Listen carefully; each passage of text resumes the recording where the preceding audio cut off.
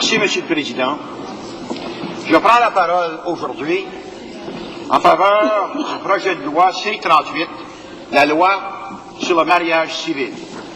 Je prends la parole en faveur d'un Canada où les libertés sont sauvegardées, où les droits sont protégés, et où les citoyens sont égaux devant la loi. Mr. Speaker, this is an important day.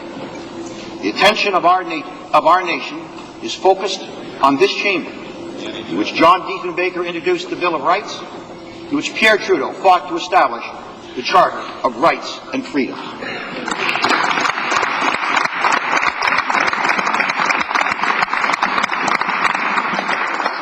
Our deliberations will not be merely about a piece of legislation or sections of legal text. More deeply, they will be about the kind of nation we are today and the nation we want to be. This bill protects minority rights. This bill affirms the Charter guarantee of religious freedom. It is that straightforward, Mr. Speaker, and it is that important. And that is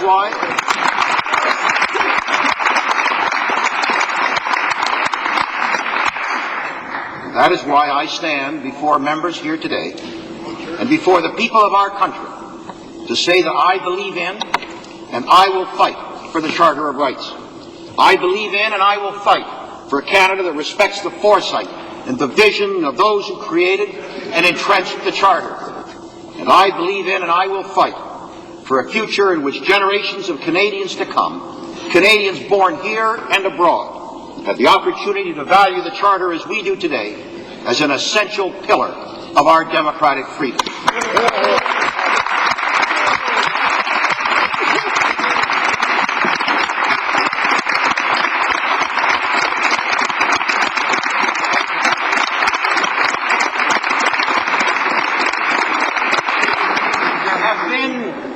A number of arguments put forward by those who do not support this bill.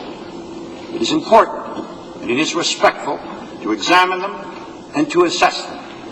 Let me do so now. Premièrement, certaines personnes ont prétendu qu'une fois le projet de loi adopté, les libertés religieuses ne seront plus entièrement protégées. C'est faux. En ce qui concerne le mariage, le texte de loi du gouvernement reprend la garantie énoncée dans la Charte, c'est-à-dire que les représentants religieux sont libres de célébrer la cérémonie du mariage conformément à leurs propres croyances.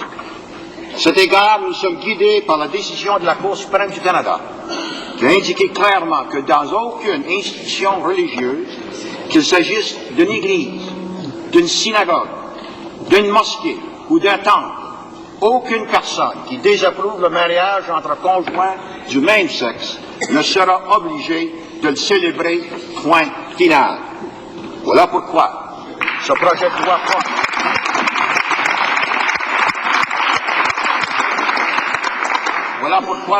de loi porte sur le mariage civil et non le mariage religieux. Moreover, and this is crucially important, the Supreme Court has declared unanimously, and I quote, "The guarantee of religious freedom in Section 2A of the Charter is broad enough to protect religious officials from being compelled by the state to perform civil or religious same-sex marriages that are contrary to their religious beliefs." End of citation. The facts are plain, Mr. Speaker. Religious leaders who preside over marriage ceremonies must and will be guided by what they believe.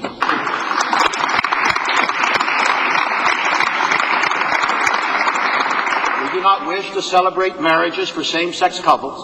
That is their right. The Supreme Court says so, and the Charter says so.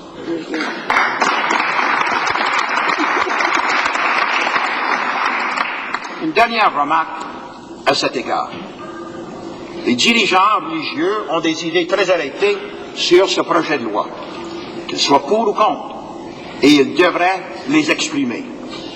Chose certaine, bon nombre d'entre nous ici à la Chambre, y compris moi-même, sommes des croyants. Nous chérissons notre foi et l'influence qu'elle exerce sur nos décisions. Cela dit, nous avons tous été élus à titre de députés. Et en tant que législateurs, nous sommes tenus de servir tous les Canadiens et de protéger les droits de tous les Canadiens.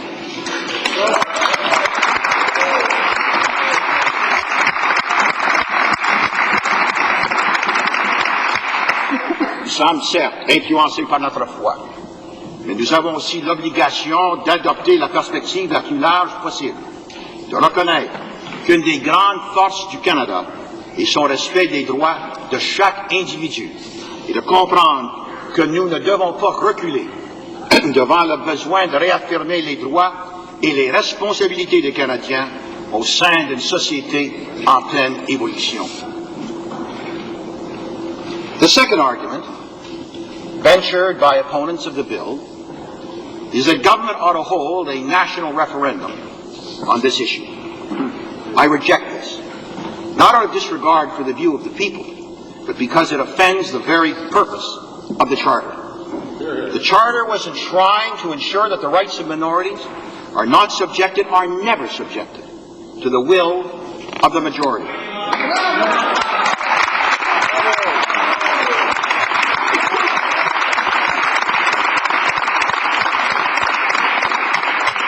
The rights of Canadians who belong to a minority group must always be protected by virtue of their status as citizens, regardless of their numbers.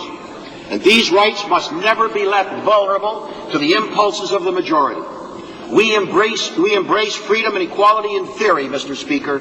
We must also embrace them in fact.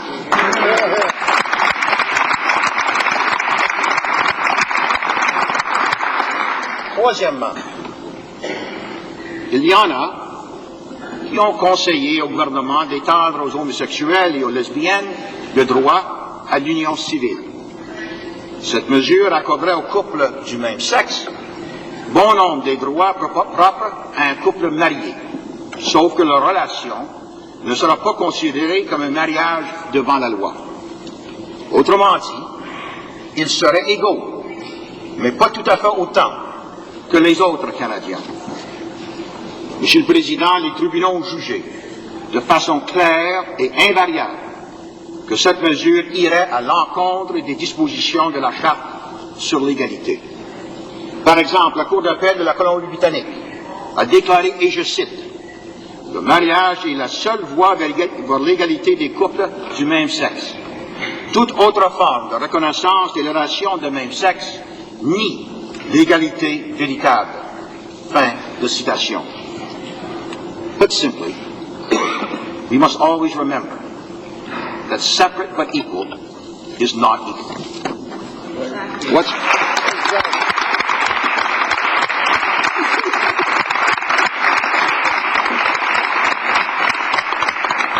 more, those who call for the establishment of civil unions fail to understand that the government of Canada does not have the constitutional jurisdiction to do so.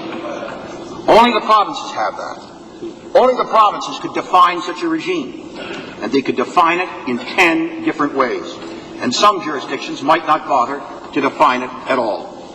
There would be uncertainty, there would be confusion, there would certainly not be equality. Exactly. Fourth, some are urging the government to respond to the decisions of the courts by getting out of the marriage business altogether. That would mean no more civil weddings for any couples. It is worth noting that this idea was rejected by the major religions themselves when their representatives appeared before the Standing Committee on Justice and Human Rights in 2003. Moreover, it would seem to be an extreme and counterproductive response for the government to deny civil marriage to opposite-sex couples simply so that it can keep it from same-sex couples. To do so would simply be to replace one form of discrimination with another.